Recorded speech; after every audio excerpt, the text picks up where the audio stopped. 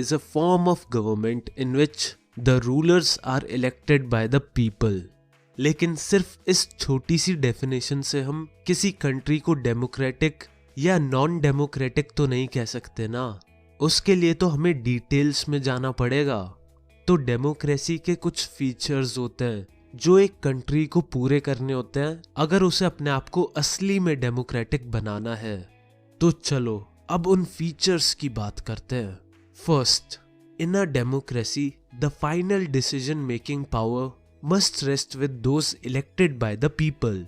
यानी जिन लोगों को जनता चुने वही देश के लिए रूल्स और पॉलिसीज बनाए।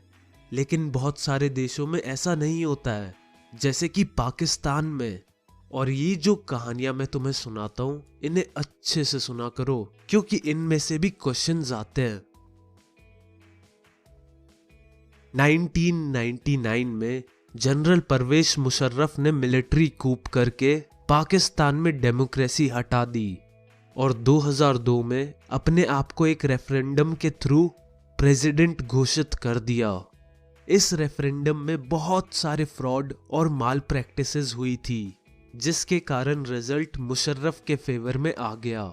इसने 2002 में एक लीगल फ्रेमवर्क ऑर्डर इशू किया, जिसमें इसने पाकिस्तान का पूरा कॉन्स्टिट्यूशन बदल डाला।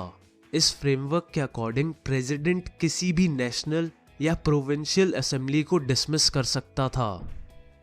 जितने भी कैबिनेट थे उनका सारा काम नेशनल सिक्योरिटी काउंसिल देखती थी और इसमें सब फौजी लोग भरे पड़े थे और पूरी आर्मी को मुशर्रफ कंट्रोल करता था। तो इन लॉज का नतीजा ये हुआ कि जो लोग इलेक्ट होके आते थे वो कुछ खास नहीं कर पाते थे, क्योंकि सारी पावर्स मुशर्रफ के पास थी और जो वो चाहता था देश में वही होता था। तो इसीलिए डेमोक्रेसी में जरूरी है कि जो लोग इलेक्ट हुए हैं सिर्फ उन्हीं के पास पावर्स हो लॉज बनाने की, कोई दूसरा उन्हें कंट्रोल ना करे। और रही बात पाकिस्तान की, तो वो बोलते रहते हैं हम डेमोक्रेटिक हैं, लेकिन अभी भी मिलिट्री का बहुत ज्यादा इफेक्ट है उनकी गवर्नमेंट पे। चलो अब अगली कहानी पे। ये कहानी है अपने चीनी भाइयों की, यानी चाइना की। तो हर 5 साल में यहाँ इलेक्शन होते हैं और 3000 मेंबर्स चुने जाते हैं जो वोटिंग से प्रेसिडेंट को चुनते हैं। तो अभी तक तो ऑलमोस्ट सब कुछ सही है, पर प्रॉब्लम यहाँ आती है। इन 3000 मेंबर्स में से कुछ मेंबर्स आर्मी भी चुनती है। और यही नहीं, जो भी कैंडिडेट इलेक्शन लड़ना चाहता है उसे चाइनीज कम्युनिस्ट पार्टी से अप्रूवल लेना पड़ता है। इसका मतलब सिर्फ चाइनीज कम्युनिस्ट पार्टी और 8 छोटी पार्टीज जो सीसीपी को सपोर्ट करती है सिर्फ वही इलेक्शन में लड़ पाते हैं। और इसी कारण हमेशा गवर्नमेंट चाइनीज कम्युनिस्ट पार्टी की बनती है। तो चाइना के केस में हम ये कह सकते हैं कि चाइनीज लोगों के पास कोई ऑप्शन ही नहीं है, उन्हें एक ही पार्टी के मेंबर्स को चुनना पड़ता है। चलो अब मैक्सिको की कहानी और सुन लेते हैं। मैक्सिको 1930 में आजाद हुआ और उधर 2000 तक सिर्फ एक ही पार्टी की सरकार बनती रही, जिसका नाम था पीआरआई। वैसे तो आईआरपी होना चाहिए, क्योंकि इस पार्टी का नाम इंस्टीट्यूशनल रेवोल्यूशनरी पार्टी था। पता नहीं पीआरआई क्यों रख दिया, शायद ये पार्टी उल्टे काम करती है तो नाम भी उल्टा रख दिया। यहाँ पर हर 6 साल में इलेक्शन होते हैं और यहाँ पे तो दूसरी ऑपोजिशन पार्टी भी थी, पर फिर भी हमेशा पीआरआई जीतती थी। तो ये चमत्कार पीआरआई कैसे करती थी, जरा उस पे गौर फरमाइए। पीआरआई इलेक्शन में फ्रॉड और माल प्रैक्टिसेस यूज करती थी। ये माल प्रैक्टिसेस थी, फर्स्ट, सभी गवर्नमेंट ऑफिसर्स को इनकी पार्टी मीटिंग्स अटेंड करनी पड़ती थी। सेकंड, गवर्नमेंट स्कूल के टीचर्स पेरेंट्स को पीआरआई के लिए वोट करने के लिए फोर्स करते थे। थर्ड, मीडिया सिर्फ पीआरआई के अच्छे कामों को दिखाती थी और गंदे कामों को इग्नोर कर देती थी। प्लस मीडिया हमेशा ऑपोजिशन पार्टीज के सिर्फ गंदे काम दिखाती थी। फोर्थ, पोलिंग बूथ्स को उनकी जगह से हटा दिया जाता था और लोग अपने वोट नहीं डाल पाते थे। फिफ्थ, पीआरआई अपने कैंडिडेट्स की पब्लिसिटी के लिए नदी की तरह पैसे बहाती थी, यानी बहुत खर्चा करती थी। तो यहाँ मैक्सिको में फेयर इलेक्शन होते ही नहीं थे और रूलिंग पार्टी को हराना ऑलमोस्ट इम्पॉसिबल हो गया था। और इससे हमारे पास आता है डेमोक्रेसी का सेकंड फीचर कि इलेक्शन में लोगों के पास चॉइस होनी चाहिए, plus election free and fair होने चाहिए, जिसमें जो रूलिंग पार्टी हो उसको भी हराया जा सके। चलो अब थर्ड फीचर पे आ जाते हैं।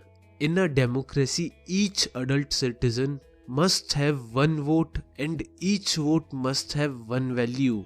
यानी हर एक इंसान को वोट करने का हक हो और हर इंसान के वोट की वैल्यू सेम हो, जिसको हम यूनिवर्सल अडल्ट फ्रेंचाइजी भी कहते हैं। लेकिन अभी भी बहुत सारी जगह है जहां पर इसे फॉलो नहीं किया जाता। जैसे सऊदी अरेबिया में फीमेल्स को वोट करने का राइट नहीं है। सेकंड, एस्टोनिया में जो लोग रशियन माइनॉरिटी से बिलोंग करते हैं उन्हें वोट कास्ट नहीं करने दिया जाता।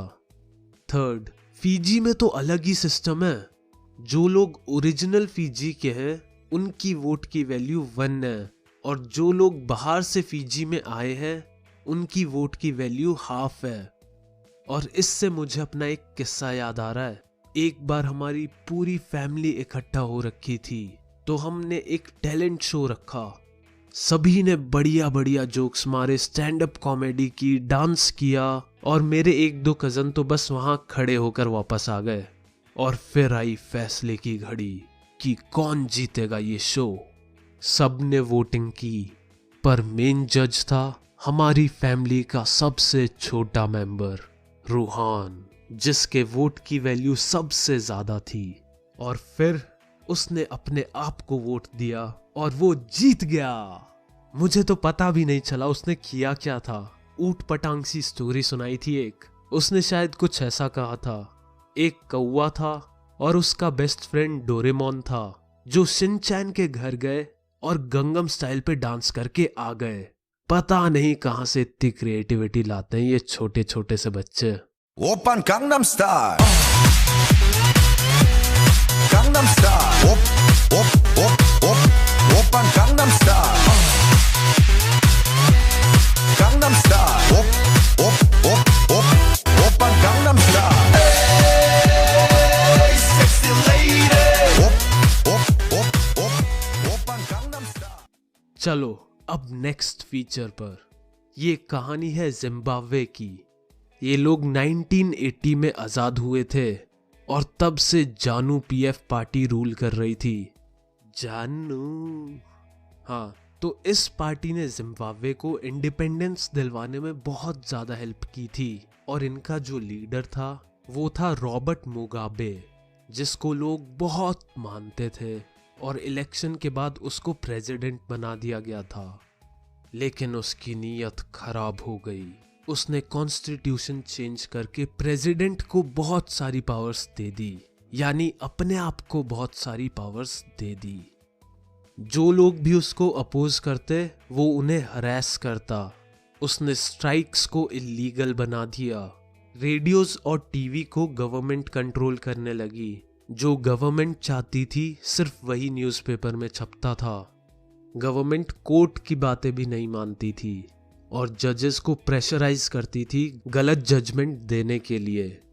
तो जिम्बाब्वे में बेसिकली ये हुआ कि जिसे लोग अपना मसीहा मानते थे वो तो एक जहरीला सांप निकला जो उन्हें डस के चला गया। तो इससे हमारी डेमोक्रेसी का फोर्थ फीचर मिलता है। A democratic government rules within limits set by constitutional laws and citizens right. यानी जो गवर्नमेंट है वो एक लिमिट में काम करे और उसे कॉन्स्टिट्यूशन की बेसिक चीजें चेंज करना अलाउड ना हो, जिससे लोगों के राइट्स वायलेट हों, जैसे कि राइट टू फ्रीडम, स्पीच वगैरह वगैरह। तो ज्यादातर क्वेश्चन ये आता है कि डेमोक्रेसी को डिफाइन करो और उसके फीचर्स बताओ। और इसका आंसर तो अब तुम्हें पता चल ही गया होगा।